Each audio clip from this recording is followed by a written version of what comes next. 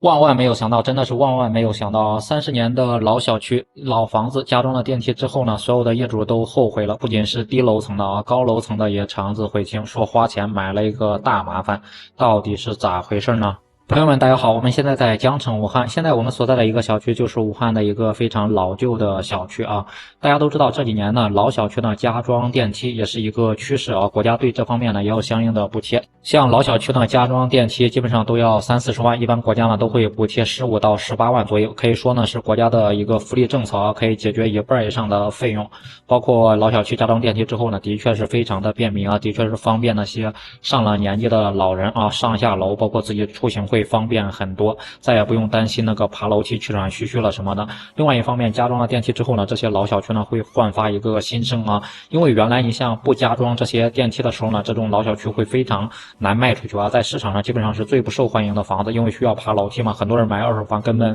考虑都不会考虑。但是加装了电梯之后呢，这些房子呢就会重新的升值，有的房价呢甚至会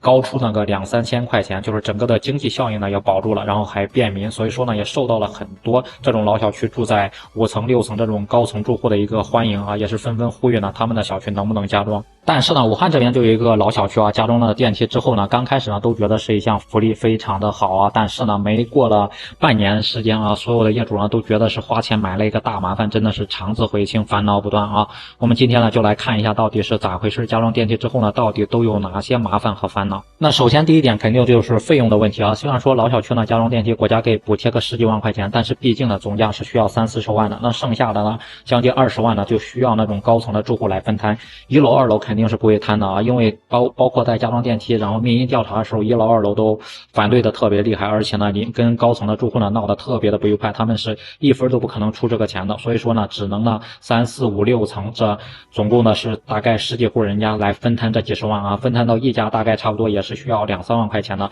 对于老人来说呀，这真的是一笔不小的一个开支。另外呢，这还不是一次性包干的一个费用，包括这个电梯它的维保时间只有1年，过了1年之后呢，你再维修再保养都是需要收费的，1年也需要收大几千，还是需要这几户人家来承担的。所以说就像一个圆圆的无底洞一样，要不停的往里面去投钱。那第二个方面肯定就是安全性的问题啊，很多业主也都是非常担心啊，像这种老房子基本上都是30年的一个寿命了，而且呢原来的房子不像现在的是钢筋混凝土浇筑的啊，特别的结实了，原来的房子都是那种什么红砖了，你加装电梯之后呢必须得钻那种孔嘛，而且在电梯运行的过程中是不停的震动的，这种老房子的质量真的能承受得住吗？万一发生一些什么安全的东西谁来负责呢？真的是不仅是低层的住户担心啊，高层的住户更担心，其实万一发生一些安全性的问题，他们高层的住户其实受损失应该是更大的。装完之后呢，他们每天晚上就是运行的时候听着这种轰隆隆的声音也是蛮担心的啊，生怕这个承重墙是承担不了的，因为毕竟是钻了一个孔，然后把整个电梯是架上去的嘛。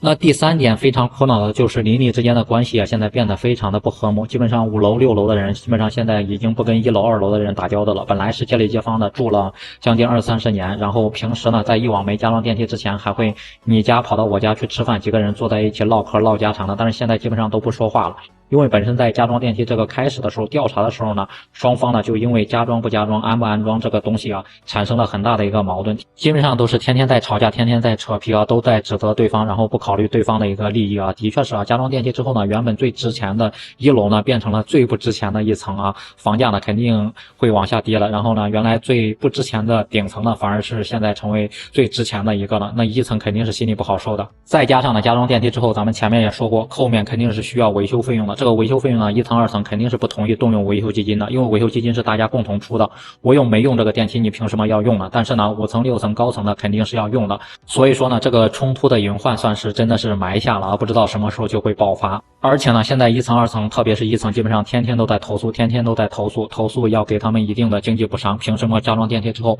方便了他们楼上的人，然后让我们1层呢承担这个损失，真的是邻里关系闹得特别的僵啊。不知道大家对于这些老旧小区老房子加装电梯是怎么看的？你是支持呢还是反对呢？可以在评论区里面留下您的观点和高见。